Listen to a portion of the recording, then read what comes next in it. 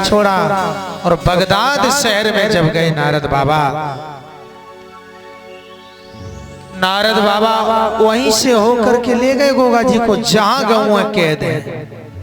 गोगा जी ने देखा गौओं को एक बंद बाउंड्री के अंदर रखा गया। गोगा जी ने गौओं के बारे में समझ लिया, आंखों से अश्रुधारा बह रही थी गौओं के, समझ गए दर्द क्या है। और गोगा जी ने किसी से पूछा तो बताया यहाँ के राजा सरवर सैयद ने ईद मनाने के लिए गौओं को इकट्ठा किया है। इधर नारद रूप धरो गैया को, वहां जैसे ही गए नारद रूप धरो गैया को, लखें कमाल बाछल छैया को। गौओं के झुंड में आकर के अब देखने लगे कि देखे ये 7 वर्ष का बालक करेगा क्या। शामिल भय गैयन में जाई और मन ही मन रहे सकुचाई। नारद बाबा सोच रहे हैं कि अब न जाने क्या हो। गोगा जी पता लगाते हैं कि राजा सरवर सैयद ने ऐसा किया है, तो गोगा जी तुरंत राजा के पास मिलने के लिए चले और नगर के मुख्य द्वार पर जब पहुंचे तो वहां एक जिन्न मिला। जिन्न जो आप लोग समझते होंगे मायावी। जिंद ने गोगा जी को रोक लिया, कहां जा रहे हो, ये चोटी रखाए हो और हमें लगता है कि तुम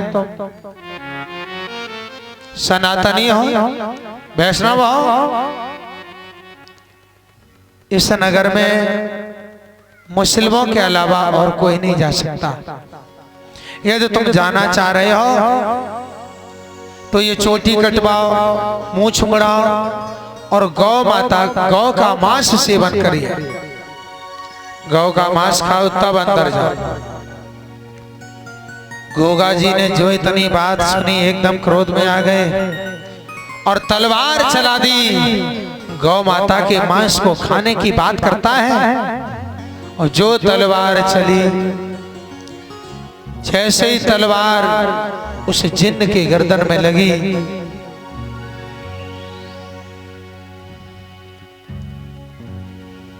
जैसे ही सर कटा और रक्त बूंदे जैसे ही जमीन पे गिरी तो एक नहीं अनेक जिन्न पैदा हो गए। अकेले गोगा जी सामने खड़े। गोगा जी ने सोचा ये क्या लीला है, अरे ये अभी तो एक था और अनेक हो गया, अब क्या करें, अब हम किसे किसे मारेंगे, और जितने को मारे उतने ही बढ़े। तुरंत गुरु गोरखनाथ जी का ध्यान किया। गोरखनाथ जी समझ गए कि गोगा जी पर संकट है, बगदाद में गए हैं। तो गुरु गोरखनाथ जी ने माता काली को बुलाया और कहा कि तुम जाइए बगदाद शहर में गोगा जी की मदद करो।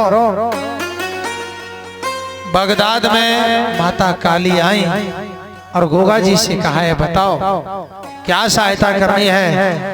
गोगा जी ने कहा भैया हम जितने को मार दें बस उतने और ज्यादा पैदा हो जाते हैं। काली माता ने कहा अब तुम सबको मारना प्रारंभ करो और हम खत्म करेंगे। भक्तों, जहारवीर गोगा जी सबकी गर्दन काटते हैं, माता काली एक बूंद जमीन पर नहीं गिरने देती हैं। रक्त बीज समाप्त हुआ। गोगा जी